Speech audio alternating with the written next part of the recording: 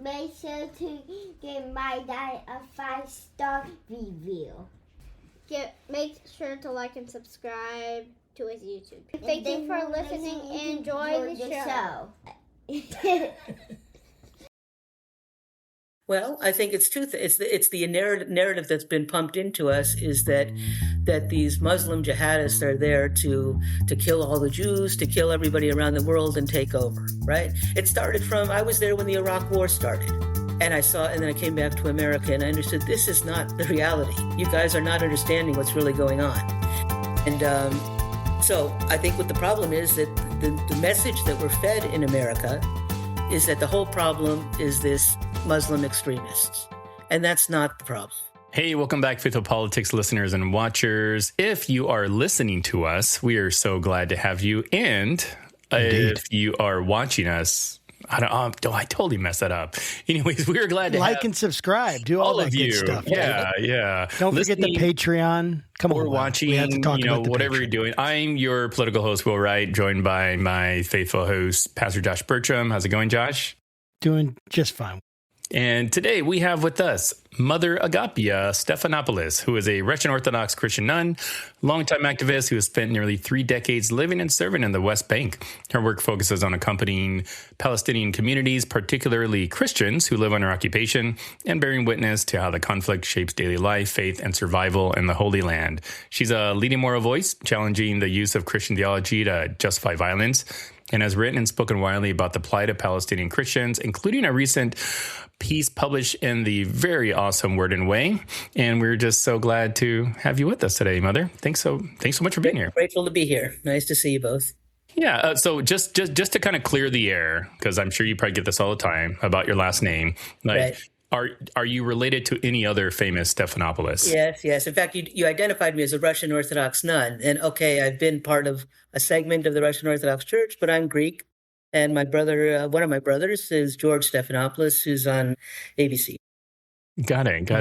Really? Yeah. And well, there politics you go. and religion. He studied religion when he was studying as a Rhodes Scholar with Timothy Ware, who's Metropolitan Kallistos, a well-known Orthodox bishop. That's amazing. That is amazing. Yeah. So let's just talk real quick about the Russian Orthodox thing, because I don't know anything about like Russian Orthodox Christianity. So but I've seen that in a few of your bios. So it helps us better understand what is Christian Orthodox Christianity. Okay. So the first thing is the Orthodox Christian Church is the first church of Christianity.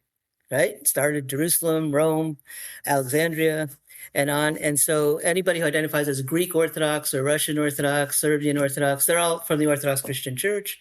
Later, 1054, you had the Schism, Catholics, later on Protestants, right? So the first Christians and the ones that live in the Holy Land generally are either Orthodox or Catholic. The distinction why I'm identified as a Russian Orthodox nun, even though I'm Greek in ethnic background, is that when I was in college, so my dad was a priest. In the Orthodox Church, priests can marry. His father was a priest. His brother was a priest. So I was very much in the Orthodox Church, but the church in America was, for the most part, a little bit more modern, moving towards ecumenical and modernist tendencies. But there were people of the Russian Orthodox Church who had left Russia during the time of communism, because many people were killed there, were martyred for their faith, and some went into exile. So in upstate New York, there was a monastery and seminary of this part, the White Russian Church, the non-communist church. And when I was in college, way back in the late 1970s, there was a young Greek man from Ann Arbor, where I was going to school, who was studying at that Russian seminary. So when he brought one of the magazines one day, and I read it, I went, wow, this is nothing like the bishops and priests that I know. They looked more traditional, wore cassocks, long beards. And so I visited that seminary, and that's when, so you could say it was more traditional segment of the Orthodox Church, that part of the Russian Church. And it just really drew me in. It was in a different language. They were all doing prostrations. It was during Lent. I just felt the power of the fullness of my Orthodox faith there. So that began my journey into a deeper practice of my faith, which eventually led to monasticism. Wow. That's really cool to hear that. I appreciate you sharing. Yeah, I don't want to get too complicated. Sometimes get lost in the weeds, but sure. But especially, it's interesting nowadays. The last 5 years, especially in all the Orthodox churches in the U.S., a lot of young people have been joining the church because comes from, I think, Putin. Interesting. Used traditional political views on homosexuality or transgender issues, different things. So it's a conservative political thing, and because of the internet, a lot of young men have joined the Orthodox Church. But we have to be careful because sometimes they join for those political reasons when you have to look. It's great you got in the door, but now the real essence of Orthodox Christianity is changing yourself and how now there's you live discipleship. Yeah. Now there's work. Right. Transformation that not only is spiritual, but that God does to us, but that we have to participate in. That's right. It works together. And, I know you're known for your work with Palestinian Christians in Gaza. And I would just love to ask, you understand the daily life. Sorry, not in Gaza, in the West Bank mostly. In the West Bank, I apologize. I have been to Gaza and I know the church there, the community, but yeah. I apologize. Yeah, West Bank. What's it like to be a Christian in the West Bank? What's going on in the daily life of someone who's a Christian in the West Bank? Paint a picture for us of your work and kind of what it's like to maybe be there. Help us walk a little bit in their shoes. We'll talk about only today. Like my life has spanned the last 25 years, and over mostly the time since the Second Intifada in 2000. So it's only gotten worse in the sense that whether you're a Palestinian, Christian, or Muslim, you're affected in the same way. So that means the urban centers and where the churches mostly are, Ramallah, Bethlehem, Nablus, up near Jenin, your life becomes one almost of imprisonment because there's tight checkpoints around the cities. You're not allowed, you need permission. For example, someone who lives in Bethlehem, 7 miles away is the Church of the Holy Sepulchre. And you cannot, a Christian nowadays cannot get there except with permission from the Israelis, which they rarely give nowadays. And so the life is one, just like the Palestinians, so which means and economics, the economy is very bad. People are restricted where they can work, and also the restrictions that Israel places and not just the restrictions, the violent actions that they're taking. I know Christian families who couldn't access their olive trees this fall to be able to go pick them. In Nablus, there's a Christian family, has a factory, employs 10 Christian families. And in June of this year, in Nablus, which is in the West Bank, the Israelis came and first they confiscated the equipment in this auto repair factory. And 2 weeks later, they just blew up the major building there. So that's what life is like for a Palestinian. So, I think people might have seen, we're doing this right after Orthodox Christmas, which is January 7th, this interview, and there might have been a lot of stories in the mainstream press. Oh, people are celebrating in Bethlehem. And it's true. They were allowed, and they celebrated because it's been 2 years since the horrible tragedy started in Gaza, and people didn't celebrate for 2 years. But they celebrated, and there was some leniency. Some families were able to get to Jerusalem or up to Ramallah or to Nablus to visit family, but that's not the norm these days. And even within that, then they go back to the daily life of living under occupation, where it's difficult to work, to get to school, to meet your family and friends, to visit holy sites. And also one thing that, again, with this Christian thing, I was at a church service here, and afterwards they were singing Christmas carols. One of them was the little drummer boy. And I just started to weep because that same time as the Christians are celebrating in Bethlehem, and a good friend of mine is one of the priests at the Church of the Nativity. He prays every day right above the spot where Christ was born.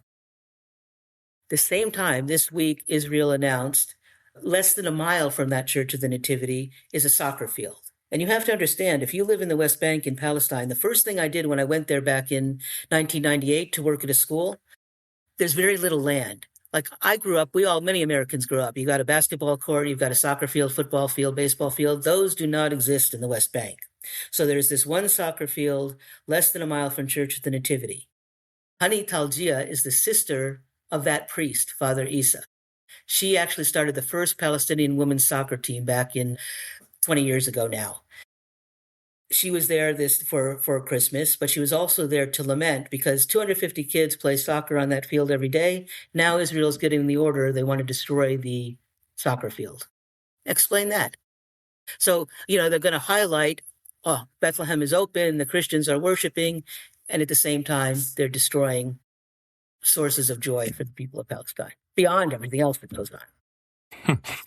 Yeah, Mother Agapia, I'm curious about your journey to get to where you are today. 30 years doing anything is a long time, and you've made it a bit of a career, if not a calling. So, like, what was it that kind of set you on this path to do what it is that you do? Do you mean monastic life, or particularly with the Palestinians? Palestinians, but yeah, if you want to talk about the monastic life, that'd be great too. Just briefly talk about that. I mean, the thing is, I guess because our family too was oriented towards helping people. My dad was a priest working for others, so I went to university with the idea of actually being a lawyer and getting into social work and helping others. But like I said, I had that experience of joining the Russian church and getting deeper into my faith, and that led me to wanting to dedicate my life fully to Christ. And what that usually means for an Orthodox nun, I'm a very unorthodox Orthodox nun.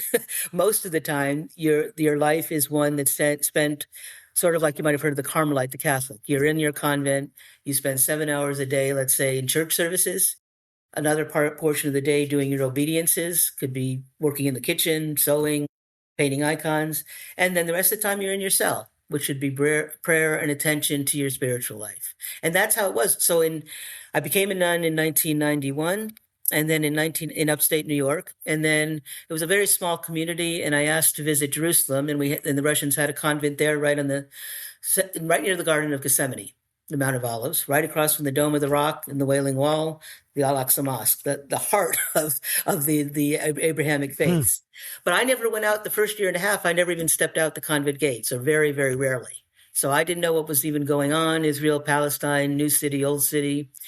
Then in September of 98, there were some changes in our convent, and our church did have a school in the West Bank, in Al-Azariah, which is a corruption of Lazarus, because that's where Lazarus' tomb was, and where Maria and Martha and Lazarus all lived.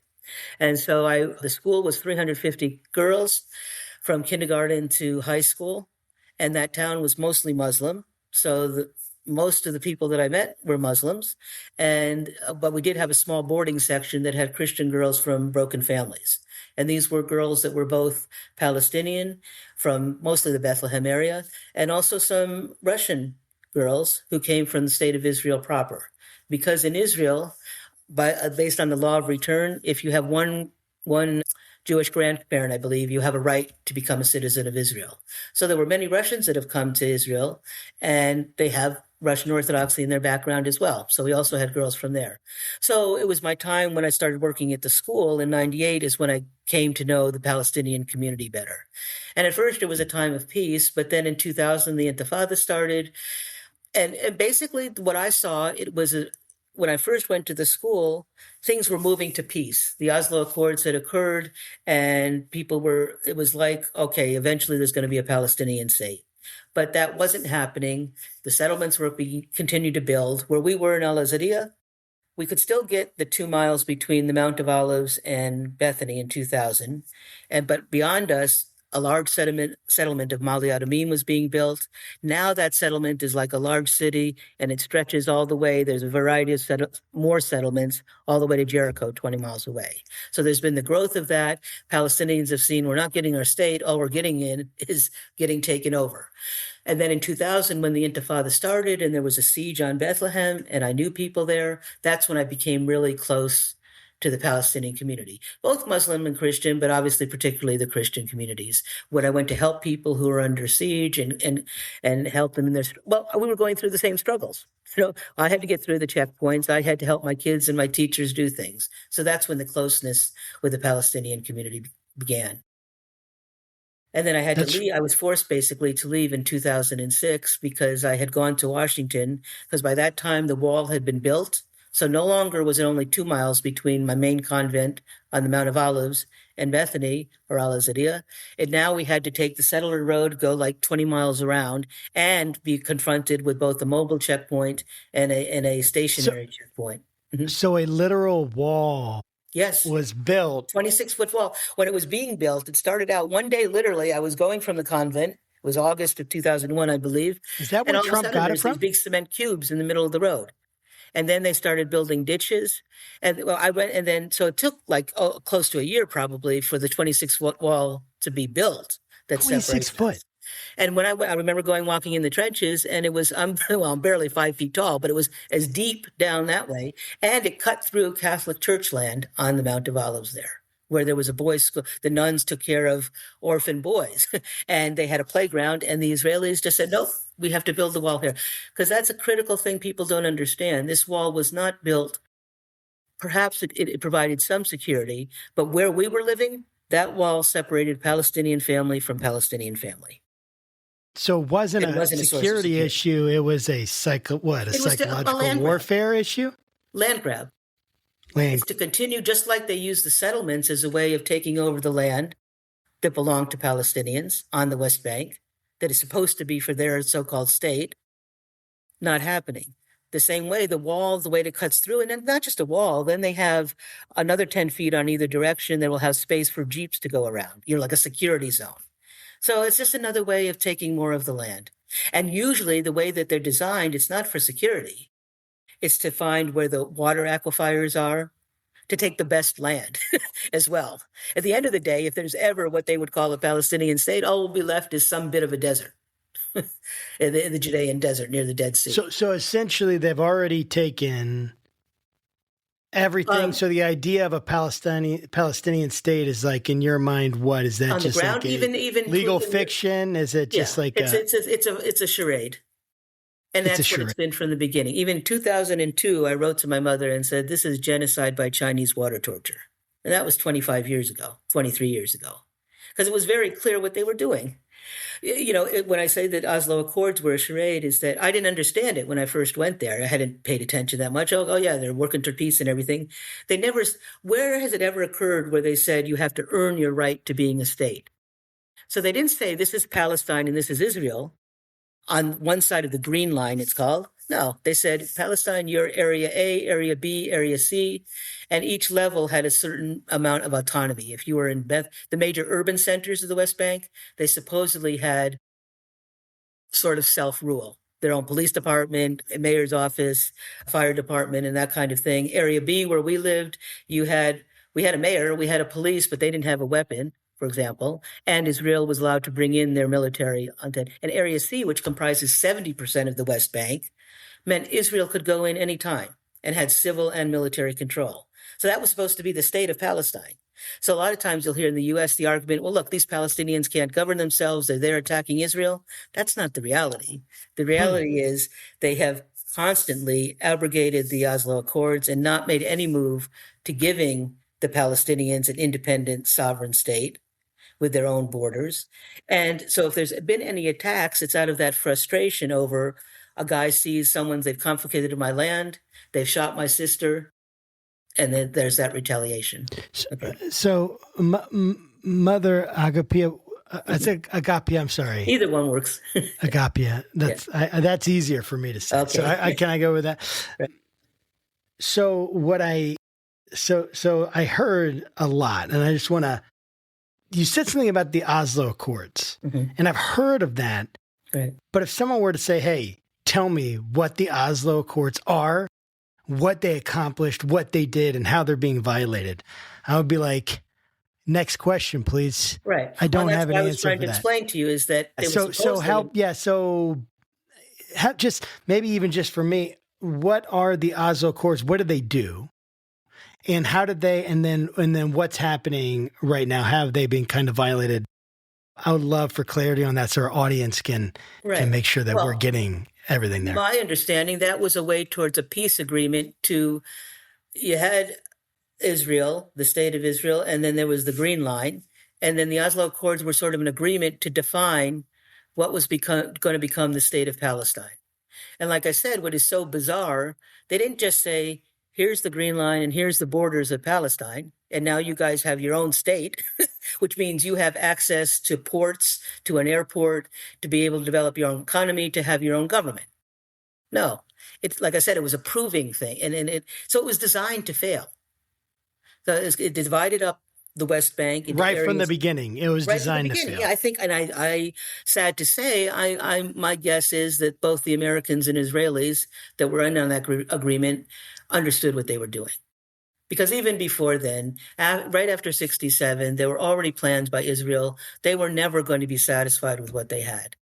What we hear, the narrative in the West is it's the Palestinians always breaking the agreements, the Palestinians always not being satisfied. But in reality, what I witnessed was just the opposite. That how come they've been able to expand to where, when I went back, when I was there in 1998, there were maybe 100,000 settlers. There's now 750,000. The whole West Bank, like I said, where I lived and where that settlement of Mali Adumim, and every Palestinian urban area is encircled by settlements. And what that means, not only does it buildings and apartments, it also is separate roads, only for those Israelis who are living in what is the so-called Palestinian areas. Palestinians can't use those roads. Electricity, water for them. Someone lives in Bethlehem or in Taiba to the north of Jerusalem. They only get water access. It comes in once or twice a week. And we're living, Taiba is near the Judean desert. So there's no rain from May to October.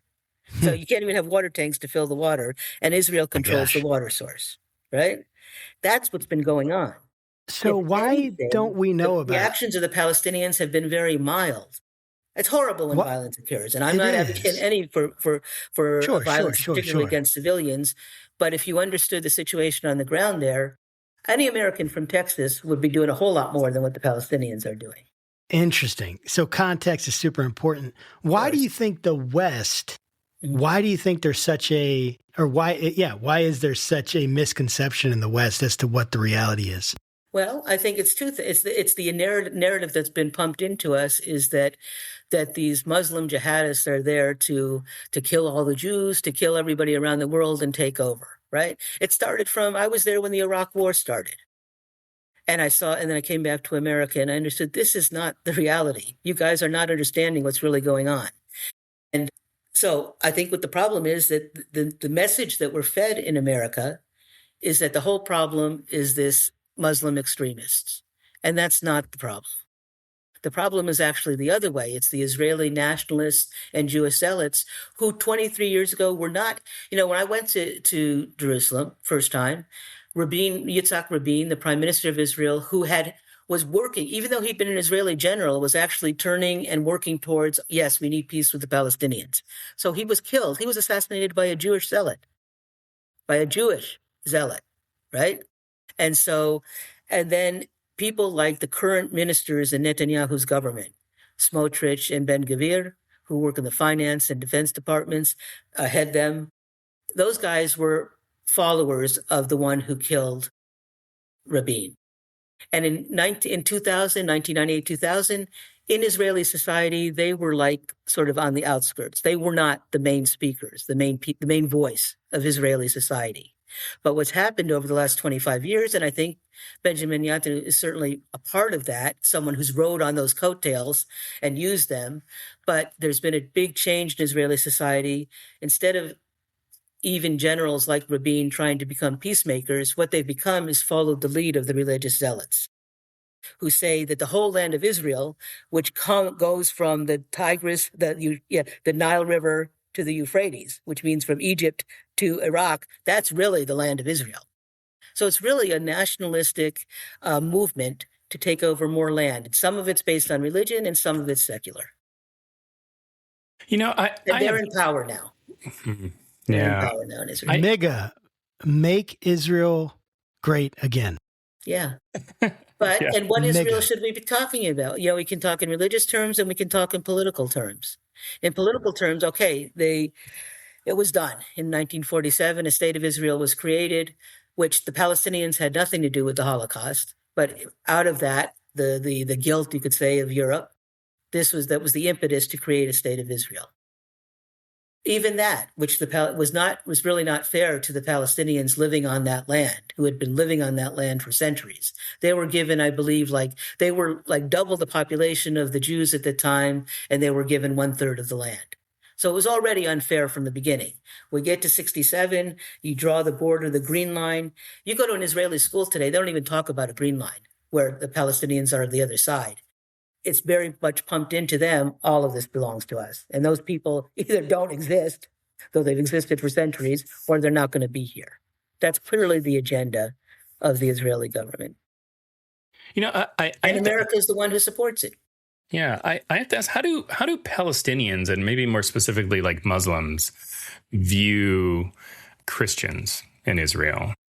as brother. Oh, well, in Israel or in the West Bank? I think In the West Bank. Yeah, in Palestinians, I think they view them. They're brothers and sisters. We all grew up together. I call myself. I've become an honorary Palestinian. Actually, literally received a scout badge from a community up in the West Bank. But anyway, the thing is, it's a shared history. So, and actually, it's remarkable as I've gone on in the last months talking more and more with people, with Muslims, more than I would have in the past. Well, anyway, I'll take that back. For when I first moved to school, like I said, our town was all primarily Muslim, 98% Muslim. And the first person I met when I was assigned to the school, I was walking down the street, and an old man came up to me and he said, are you with Theodosi? And what he meant was across the street from the Russian school was a Greek convent. And the priest of that convent was an archimandrite, a priest Theodosi, and he had saved the life of King Hussein because there was an attempt on the life. The grandfather of King Hussein was assassinated. There was a whole entourage going. It was in Jerusalem, and this priest had put his body over the 10-year-old Hussein and saved his life. So all the Palestinians, all the Arabs recognized Theodosi as a good man. But I even found out later, he died 2 years before I got there, that everybody in that town of Al-Azariya, Muslims primarily, loved him and came to his funeral because he would either, give food to someone in need or clothing, or just be someone who would talk and listen to people. So it's all the same. Muslim and Christian, you live together in that land. And I think what you find in Islam is that a lot of their faith actually has similarities to Christianity. When you talk about fasting and almsgiving, caring for others and charity, it's not all jihad in a militaristic sense. It's much more also, their own. I'm not saying I am a Christian and I will be a Christian and I believe it's the right way, but there's many aspects of Islam that are similar to Christianity, and also it is where both Palestinian Muslims and Christians lived, and they lived together. I've talked to there's people who have had their families were forced out of what's now the state of Israel. Lod is a city next to where the airport is in near Tel Aviv. But this city is called Lod, and it's where St. George, who's the patron saint of Palestine, because he died there, his tomb is there. And I was just talking with a Muslim doctor friend whose family came from Lod. He now lives in Jerusalem. And he says, I remember me and my dad, we would go to the St. George Church on the feast day and go and celebrate with them. And often, if you go to the Church of Nativity or the Holy Sepulchre, you'll see Muslims going there because they venerate Jesus as a prophet. So to them, it's a sign of respect to go and visit the places where Jesus is natural. That sounds really, really cool. I am also, and it's the reality. It's the reality. Yeah, it's that people don't hear often enough. I bet. Like, how is like Netanyahu able to kind of do all these things? Because it just seems like, you got a big country, and this isn't the first time I've heard this is the way that the Palestinians have been treated. We've actually had a number of people on to talk about what's happening over there, and it's like, how is all this possible without their? Primarily, it's because of the United States, and this is where I said with Tucker is that the solution lies with us. The majority of the countries of the world want to recognize the state of Palestine. Marwan Barghouti should be freed. That everything has been put as an obstacle to letting the Palestinians develop their own economy, to have their own civil government. Everything is put, the government that's in place of the Palestinians now is one to serve the interests of Israel. And the Palestinians know that. That's a rough statement for people to hear, but it's the reality. They haven't had the freedom to vote for who they want to and how they want to govern themselves. And the reason that that's happened is primarily because of the United States.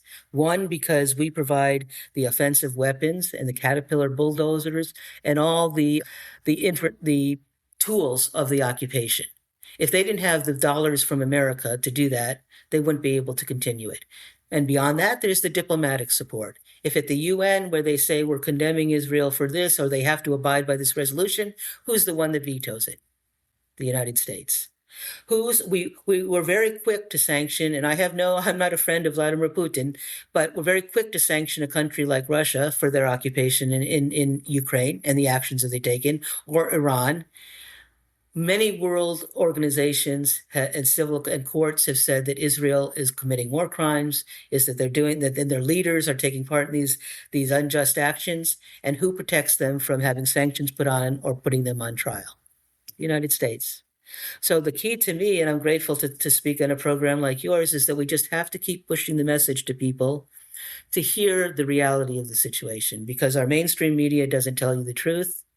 And so people are, I think if most people, I know my experience, when I've gone and spoken to people, or since I left Jerusalem and I take pilgrim groups back every year, I now have, there's some, they call them grannies for Gaza. There's a few women that have gone with me on pilgrimage, and they've gone and knocked on the door of our local congressman and saying, hey, you know what? I visited the West Bank. I stayed with big Christians in the West Bank, and I don't like it that we're giving so much money to Israel to continue hurting my friends, Christians in the West Bank.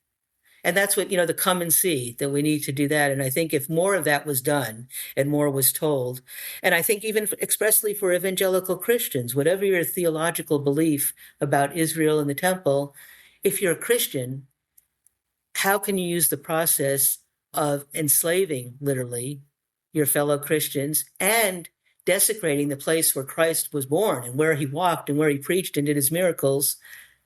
How can you allow that to happen in the name of Christ? I mean, that is like such a compelling phrase and point. And I just want to point that out. I mean, I think it's so important that we take a step beyond our essentially nationalism. And I've seen the United States baptized into a holy nation many times as an evangelical. That's what I grew up in. Somebody's got Pentecostal, evangelical.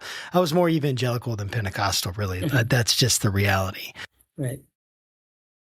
And it's definitely disturbing. As you're talking, I was thinking about a lunch I was having with a friend, and they're essentially like, we got into this kind of argument, like, not an argument. It wasn't an argument, but a little bit of like in some kind of like mean way or something. But it was like, yeah, we were kind of going back and forth, a little bit of debate, an exchange about, is Islam kind of inherently, is there something inherent in Islam that makes it more dangerous than Christianity, say? So, and his kind of take was that Muslim culture and Western culture are incompatible. And essentially that Muslim culture, like, and I don't know the extent to which he was speaking out of knowledge, right, or ignorance. And I'm not trying to say that in a mean way, right? Yeah. I'm just telling you what he said, right? And we're all speaking probably out of a lot of ignorance, when it comes to lives of people in the West Bank or things like that. But I guess what I'm trying to get is I don't want to skate around how people really think and feel. And so you got a white guy sitting at a Vietnamese restaurant in Glen Allen, or right, whatever. Yep. And what are they thinking about the West Bank? And what they're thinking is Israel is in the right in this particular place.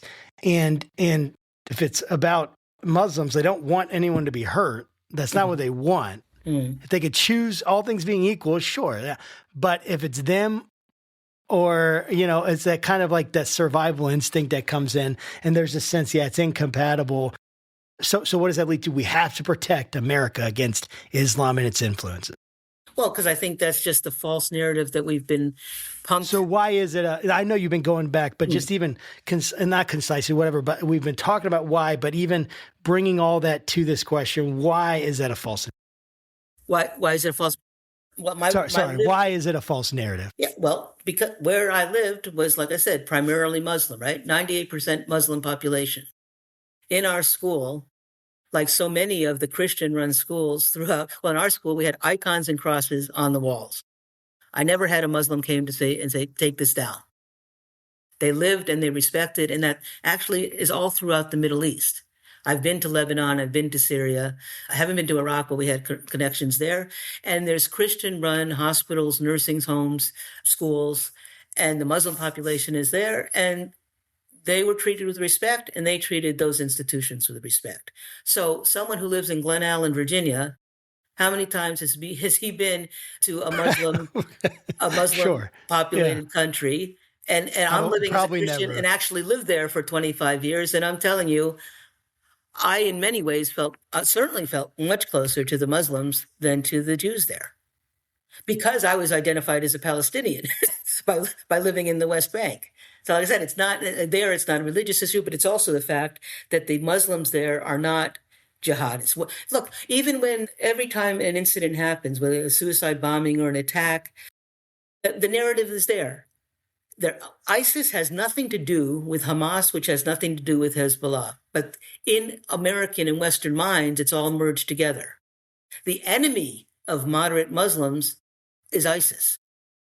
They kill as many Muslims as they do Christians.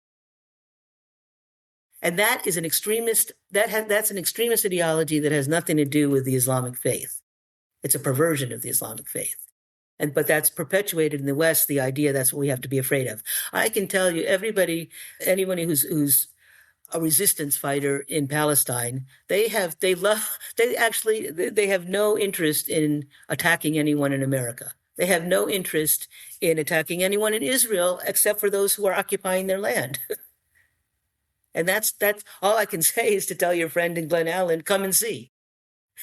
Come and see. And then and the thing is, and I take this as a positive and negative as an Orthodox Christian, and I think a traditional faithful one, the reality of the religious experience in America for all faiths is generally we're kind of like a melting pot, aren't we? So if you could be a traditional Jew or a traditional Christian or a traditional Muslim, generally you're going to become sort of an Americanized person of faith. And that kind of waters down the sharper aspects of it. For example, I told you my family was a family of priests. My grandfather, when he lived in Greece, he wore a stovetop hat and he had a long black robe and a long beard. When he came to America in the 1930s, his bishop told him, cut the beard, put on a collar, you're going to look more like an American. And I think for Muslims, primarily that what was going to happen too. So that's good or bad, because sometimes you can lose that sort of dilutes the good aspects of your faith as well. But anyway, so my thing would be to tell that fellow is that come and live in Palestine, or come and spend some time there, and you'll see the reality of a Muslim. They will invite you into your house for coffee as much as the Christian will, and treat you with warmth and hospitality. Yeah, I agree with that 100%. I mean, as a person that's been to both Iraq and Saudi Arabia, Okay. I've met some really, really phenomenal people I still keep in contact with today, like on Facebook. So I agree. I'm curious about your faith life. I'd imagine living in kind of a war-torn area for the number of years that you have, your faith has probably looked like a heartbeat, maybe, or maybe it's a flat line. I don't really know. But I like that analogy, Will. I like that. But I'm curious, how has your faith been affected by just seeing and witnessing, experiencing kind of just all the things you've seen living there for so long, and maybe sort of a follow-up question is how have your prayers changed, in the past 30 years? I think there's more intensity. It was difficult because, like I said, if you're a nun, you're supposed to spend most of your time in prayer. And obviously the reality of my life, once I went to the school and then the Intifada, was not having that normal discipline and routine of life. God made up for it in the way in that when you're sharing a life of people who are enduring this suffering and persecution, it's actually a great gift. Because I think we're all tested in our faith when we're faced with difficult times. And so actually I think my faith has been greatly strengthened because of witnessing the people that I've been with. I've said many times, I go to Palestinian to worship services of the local people, or just see them in their daily life, how they endure the humiliation. And they're living the virtues. One of my favorite, we read it from monastic saints, it's Galatians, where it says, the fruit of the Spirit is love, joy, peace, temperance, long-suffering. And that's how the Palestinians are living every day. When I'm at a checkpoint and I'm stopped and I can go through, and I look to my side and I see one of my workers who comes from Shepherd's Field, from Bet Sahur, and the Israelis have pulled him out of his shared taxi, and he has to stand there in the sun for 5 hours. And he just has his head bowed and in patient endurance and humiliation. That's like living a Christian faith. And so I'm grateful to have been through those experiences. And then now with Gaza, I've been able to speak with the people who are there now, and especially the priest. I can't recall if I told the story to you all. The young priest who serves at St. Porphyrius in Gaza. He went to school with another fellow I know who's from the West Bank. That fellow chose to get married. They studied both in Cyprus. One got married a year ago, is now serving a church in Nablus. the one who's in Gaza is actually a citizen of Israel from a town near Haifa. He became a monk in the April of 23. Then his first parish, he's assigned in August of 23 to St. Porphyrius Church in Gaza. Now imagine that. You're a young man, and this is your obedience now. And 2 months later, October 7th, and now he's living with people who are homeless. He's lost 20 of his parishioners, and he has to care for this community who are all living under the roof with him, and lucky if they can eat twice a day. And every day when they had internet, they show you on Facebook. Every day they're in church praying. So how that to me, and I almost feel envious, because when we can be so comfortable in the West. Yes, we do, everybody. I'm not belittling. We all have problems and difficulties we can run into our life. But the depth of the problems there, and then how the people respond to them, has been a great gift for my faith. Yeah, I'm just like, I guess like I'm over here getting a little emotional. I guess I was thinking just like, I can't hear you, Josh. Sorry, I don't know why. Why does it keep doing this? It's so weird. Yeah. Like I was getting a little emotional, I think, because I was thinking about, can you hear me all right? Yeah, that's good. Okay. Yeah, I was thinking about, when Paul was writing his letters to like his churches, Yep. We think about in a Western mindset, like what will we pray for people? Will we, we pray that you would be, healthy, that you would be wealthy, and that you would, be happy. Right. And, again, there's nothing inherently wrong with any of that. But I think that what did he say though? No, he said, I pray that you would be filled with, the Spirit of God. Mm-hmm. Right. That you would understand how much God loves you. That you would be filled with like perseverance, like, and it's amazing, like this place where Christianity began, right? And the real, like the earliest disciples were. And this is a place where they're still like living the most authentic version and of you asked about Muslim, that I can imagine. And I think the wonder of it too is that, it is so sad that we have this negative connotation of Muslims, because they live on that land where Christ was too. And probably, quite frankly, centuries ago, their families were Christians and they converted over time. Yes. But the point is that I think being around places where Christ and the saints were has an effect on you. For example, all during this time, I have Muslim friends, I have Christian friends, and it's all the same thing. I ask how they're doing, and they all say, Nushkara, our hands are in the hands of God. Bombs might have just rained in on them. They might have just they've been pushed from their land. I have Bedouins and they're no longer in their home. But they don't complain. They say, my hands are in the hands of God. And that's a reality that we forget about in the West. We put our trust in ourselves and our abilities, or we complain too easily without realizing whatever happens, I accept it, because I know in the end, God is taking care of me. And that's a lesson we can all learn. Yeah. Yeah, no kidding. That'll preach.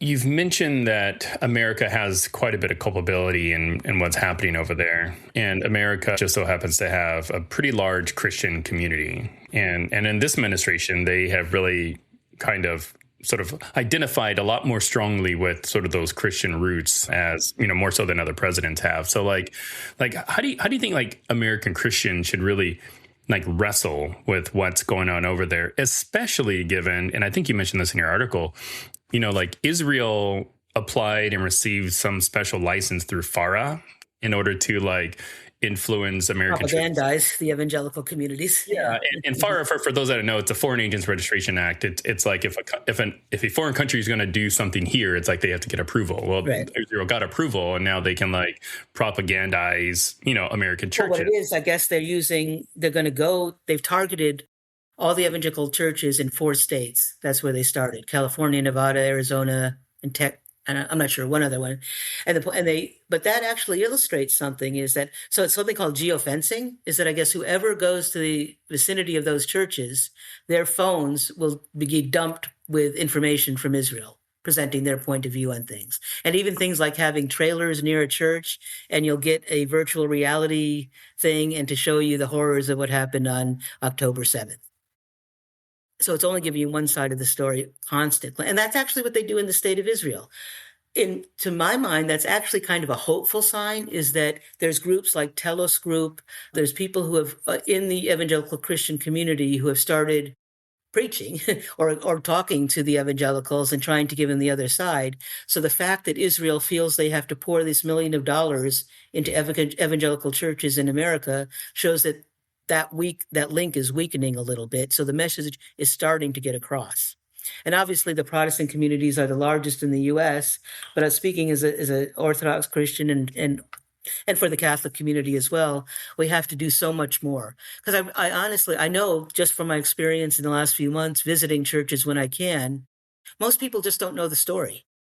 Or they've only heard the one side. And then when you actually have them and you tell it to them, then they're ready to say, oh yeah, there's something wrong here. So there just has to be a lot more education. And I think that's all. Come and see or hear the story here, and that will make all the difference. And of course, that's what Israel is trying to stop, either by doing more propaganda or restricting what people can hear. Even the laws that are being enacted in America now are making it very difficult to be able to present the Palestinian and the Christian view of things, of what's really happening over there. So is the idea that, like, we have this, like, if we were to get the information, that it would become so clear because, like, in general, like, just relying on someone's rational ability, their basic empathy, their basic understanding of, like, right and wrong moral compass, that the average person's going to look at this data and they're going to say, yeah, I think that we've been given a false narrative here. Is that kind of what you're saying? Sure. Yeah. And actually what's worrisome to me right now is that what happened in Gaza over these last 2 years was so horrific. And I think many people at least saw a little bit of enough to cause a reaction, right? To begin to understand there's something wrong. What I'm fearful of now is that, they say there's a ceasefire. Okay, there's not intense bombing every day. There's not intense starvation. But Israel has taken over 63% of the Gaza Strip. And the land, it's only 8 miles wide and 25 miles up. So you're talking nearly 2 million people in that small percentage of land. And they only are allowed to be in a portion of it and they're not given the materials to rebuild their homes. They don't have control over the border, what goes in and out. So it's still going on there. And in the West Bank, like I said, I call it a silent killer. So they're not bombing every day in the West Bank, but they're choking off the life of the people. It's sort of like to weary them so that either they'll leave or just give up any kind of resistance. And what are some be willing to live as second-class citizens within a greater state of Israel? Second-class citizens. I mean, it's so heartbreaking. What are some historical analogies? Like, would something obviously, would something like, Ukraine and Stalinist Russia, where causing of mass starvations, where essentially, like, what is it where where it's like basically an area is just controlled to the place where they've cut off all supplies and now it's like siege warfare of the ancient Near East? Early history, I'm not even sure. Okay, in Stalin's Russia and things, they did starve the Ukrainians, but that was only even for a short period of time. The very clear purpose of what Israel is doing is simply to disappear the Palestinians. And to me, it's also almost more diabolical, more painful. Like I told the story in the Tucker one, you're a family living in Bet Jala, near Bethlehem. And now there's a tunnel road, the settlement road, and they've taken the olive trees of your father. And you no longer can even get on that land. But every day you have to watch someone else on that land. It's like a living death. So I don't know what an analogy to make is that what I find is diabolical is that it's almost worse than if in a 2-year period, 500,000 people are killed and that's the end of the story. This is just a torturous. So and that's, I think, part of the game plan of the Israelis is that we'll go and we'll push and we'll make like difficult. Now I'm talking about more the West Bank. And then, okay, America, people complain, we step back a little. But the grand plan is still there. We're going to make you all disappear. And I don't know what's less painful, to be killed quickly or to be just knowing when the worst things were happening in Gaza, it was actually painful to talk to friends in the West Bank because we didn't say it out loud, but what they're really thinking is we're next. And they are next. And our Christians around the world are going to let that happen. I mean, it just is a testament to how horrifying all this is, that we're even like comparing which one's worse from these absolutely horrific genocidal. Right. It's clearly, and actually the Israelis don't hide it anymore. Before, even their ministers used to talk about a two-state solution, or that, now they openly say, there's never going to be a Palestine. You could read the Israeli newspapers. They're much more open about what Israel is saying than what the U.S. lets you know. They don't talk about the words that Ben-Gvir uses when he talks. Or oftentimes you might hear some Muslim preacher somewhere say terrible things about Christians or Jews. All the time. And you'll read it in an Israeli newspaper. There's rabbis who call horrific names for Palestinians. They're like, I don't want to repeat it, but we don't hear those kind of things. So there's very much a narrative in Israel that we are going to destroy these people and they're not going to be here. Is this just purely just a Netanyahu kind of like thing, or the Knesset? Like, is it just all of a government approach to completely take over like the Gaza Strip, West Bank, or is there just like a few small? It's the whole society.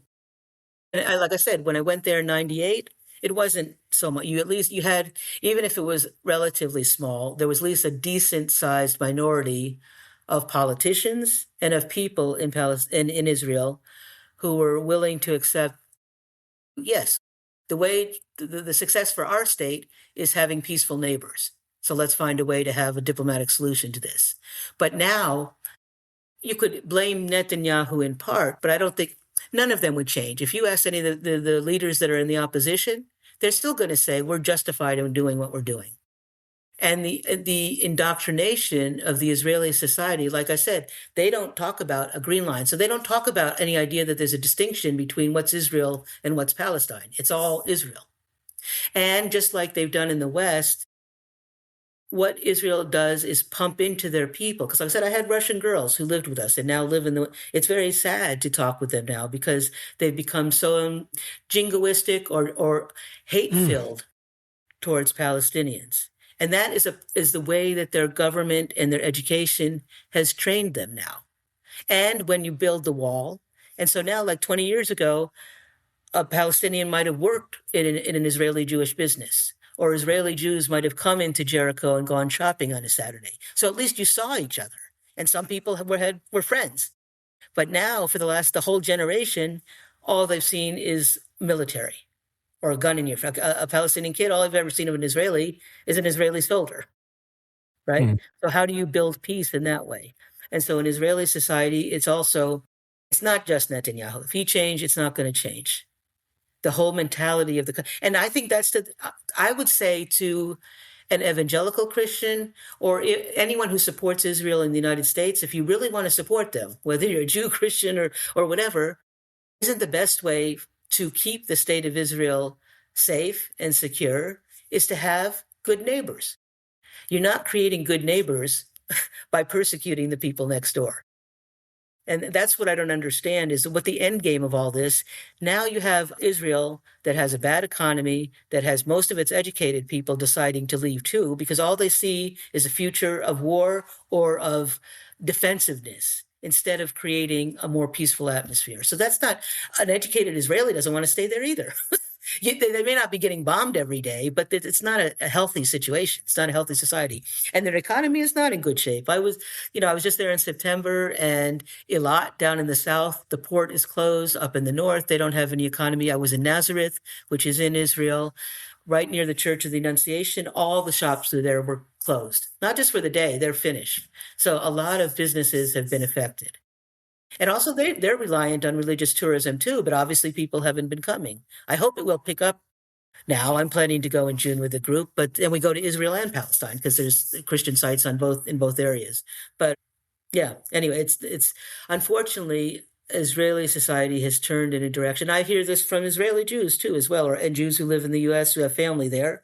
They're not very hopeful with the state of the Israeli mind right now in working towards peace, unfortunately. You know, that this is my last question because we're getting close to time, but I'm curious, like, what's your understanding of the reason Hamas did what they did on October 7th? Yeah, I think part of it is you have to see the whole narrative. I mean, I always condemn killing any civilians, but my understanding was Hamas is just the latest example of a resistance group of Palestinians trying to fight against the occupation. So my understanding was that they wanted to go in and take soldiers as prisoners, as hostages, as a way of getting their Palestinian prisoners out. And it's all, if you've lived on that land, it's very hard to understand. And that would just be a whole other show. But how Israel knows exactly what happens at every centimeter of their border. So how was there a breach that 1,000 people were allowed to get through? And that concert was supposed to have ended the day before, and they got permission to continue. And military didn't show up. I mean, I could have gotten from Jerusalem to the Gaza border in less than the 5 hours than it took the military to get there. So something was going on. So the purpose of Hamas, as I understand it, was a military exercise. We're going to go to the border and get the soldiers and bring them over as hostages for our Palestinian prisoners. And I believe that mostly it wasn't Hamas people, but thugs, criminals.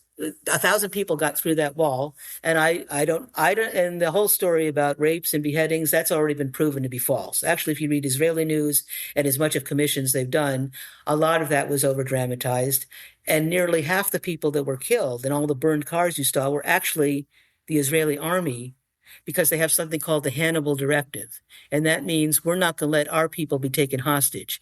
We'll kill them rather than have them be taken over. So there were many Israelis that were killed that day by Israeli guns. That's a story they don't want you to know. And I'm not making this up. It's actually, if you want, I'll get the link to the news stories from Israeli newspapers. Anyway, I don't want to end on that way, because I want to end on a hopeful note. Is that I think, no, because there wouldn't be a Hamas if there was a peaceful solution to this. And there is a peaceful solution, and that means America saying, we want there to be a Palestinian state, and we're going to push for that and not push for more offensive weapons there. Okay.